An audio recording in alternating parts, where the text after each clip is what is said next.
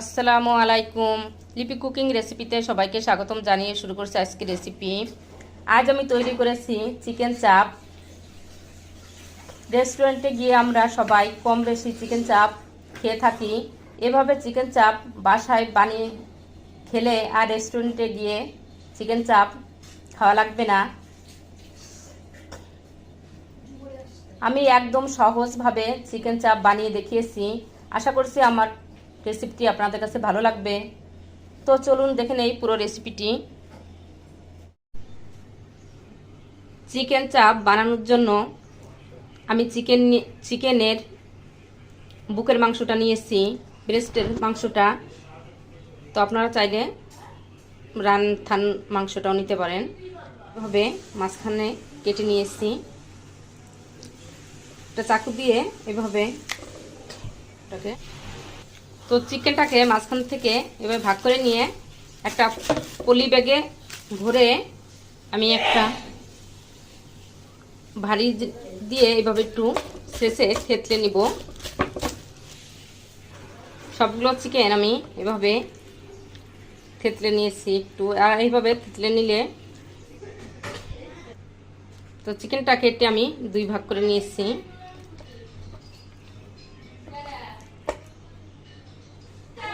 এখন চিকেনটা ম্যারিনেট করে নিব। চিকেনটা ম্যারিনেট করার জন্য নিয়ে নিয়েছি টক দই, 2 টেবিল চামচ টক দই, এক চামচ আদা বাটা,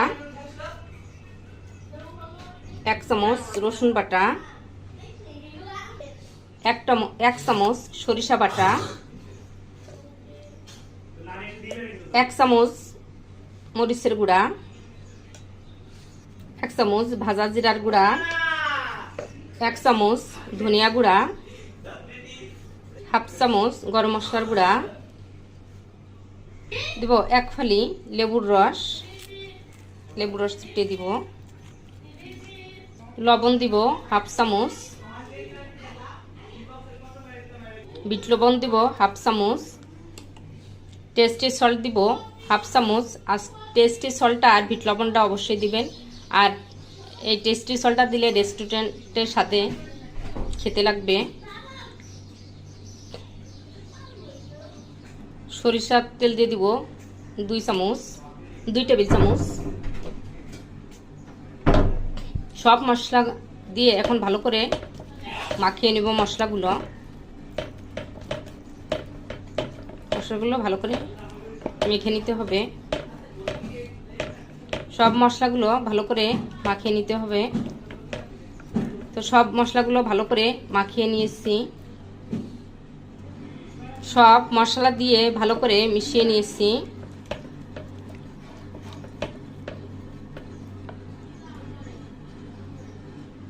এখন চিকেনের টুকরোগুলো দিয়ে ভালো করে মিশিয়ে নিব। এখন চিকেনের টুকরাগুলো দিয়ে ভালো করে মাখিয়ে নিব। দিব হাফ চামচ গোলমরিচের গুঁড়া। তো সব মশলা দিয়ে ভালো করে মাখিয়ে নিব। আর আমি চামচ দিয়ে মাখিয়ে নিচ্ছি, আপনারা চাইলে হাত দিয়েও ভালো করে মাখিয়ে নিতে পারেন। এখন রেখে দিব 1 ঘন্টার জন্য রেস্টে রেখে দিব।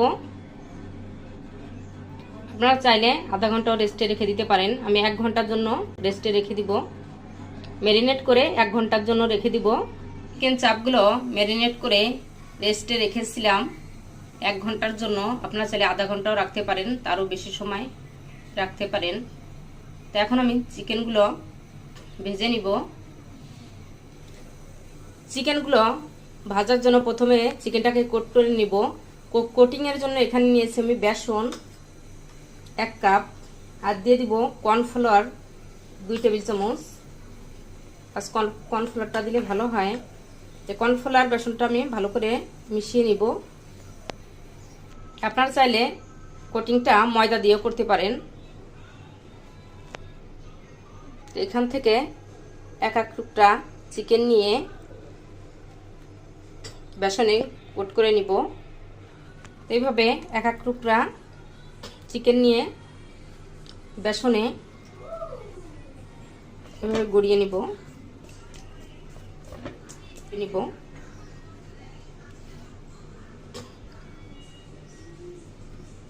আর এভাবে কোট করার পরে একটু ঝেড়ে নিব যাতে চিকেনের গায়ে বেসনটা লেগে না থাকে। তো এইভাবে আমি সবগুলো চিকেন কোটিং করে নিব বেসনের সাথে। তো এইভাবে বেসনে কোট করে নিয়ে এইভাবে ঝেড়ে নিতে হবে যে আলগা কোনো বেসনের গুঁড়াটা না থাকে গায়ে। তো এইভাবে আমি সবগুলো চিকেন গড়িয়ে নিব বেসনে। সবগুলো চিকেনের টুকরাগুলো এভাবে কোট করে নিয়েছি। এখন চিকেনগুলো ভেজে নিব। চিকেনগুলো ভাজার জন্য প্যানে তেল গরম করে নিয়েছি। এখন চিকেনের টুকরাগুলো একটা একটা করে দিয়ে দেব।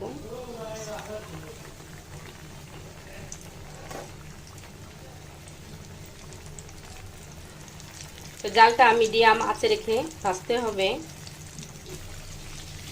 1 মিনিট পর উল্টে দিতে হবে। 1 মিনিট পর চিকেনটা উল্টে দিয়েছি। আর মিডিয়াম জালে রেখে চিকেনগুলো একটু সময় নিয়ে ভেজে নিতে হবে। চাপটা উল্টে পাল্টিয়ে ভেজে নিয়েছি। আর ভাজতে সময় লেগেছে 15 মিনিট। এখন চাপটা ভাজা হয়ে গেছে, এখন তুলে নিব। চাপটা ভাজা হয়ে গেছে, এখন তুলে নিব আর তুলে তেলটা ঝরিয়ে নিব। তো এভাবে আমি সবগুলো চিকেন চাপ ভেজে নিব। তৈরি হয়ে গেল আমার চিকেন চাপ। চিকেন চাপটা ভিন্নভাবে তৈরি করার জন্য চাপটাকে আমি এভাবে একটা ছুরি দিয়ে টুকরো টুকরো করে কেটে নিয়েছি। প্যানে যে আমি চাপটা ভেজেছি সেই তেলের ভিতরে দিয়ে দিব। আমার চাপটা ম্যারিনেট করার পরে যে মশলাটা ছিল সেই মশলাটা তেলে ভেজে নিব। ভালো করে ভেজে নিব যাতে কাঁচা গন্ধটা না থাকে। মশলাটাকে ভালো করে ভেজে নিয়েছি, কাঁচা স্মেলটা না থাকে। এখন দিয়ে দিব পেঁয়াজ। পেঁয়াজটা আমি গোল গোল করে কেটে নিয়েছি ও কাঁচামরিচ। পেঁয়াজটা একটু ভেজে নিয়েছি, নরম হয়ে গেছে পেঁয়াজটা। এখন দিয়ে দিব টমেটো সস,